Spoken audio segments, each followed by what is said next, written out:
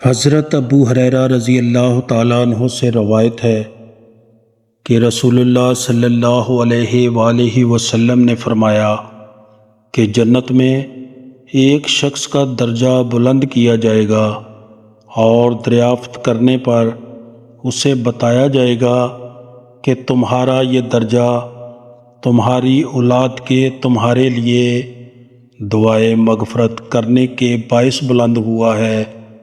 حضرت نعمان بن بشیر رضی اللہ تعالیٰ عنہ بیان کرتے ہیں کہ ان کے والد انہیں لے کر رسول اللہ صلی اللہ علیہ وآلہ وسلم کی خدمت میں حاضر ہوئے اور کہا کہ میں نے اپنے اس بیٹے کو غلام تحفے میں دیا ہے جو کہ میرا تھا، تو رسول اللہ صلی اللہ علیہ وآلہ وسلم نے فرمایا، کیا تم نے اپنے سب بچوں کو ایسا ہی تحفہ دیا ہے؟ تو انہوں نے کہا نہیں۔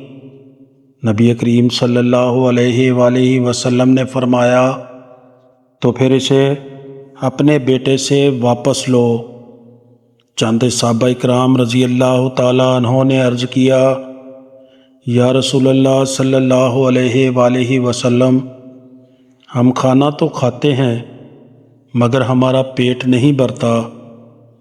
حضور نبی کریم صلی اللہ علیہ وآلہ وسلم نے پوچھا، شاید تم لوگ علیحدہ علیحدہ کھاتے ہو؟ انہوں نے کہا، جی ہاں۔ حضور نبی کریم صلی اللہ علیہ وآلہ وسلم نے فرمایا کہ تم لوگ کھانا ایک جگہ جمع ہو کر اور اللہ کا نام لے کر کھایا کرو، تمہارے کھانے میں برکت ہوگی۔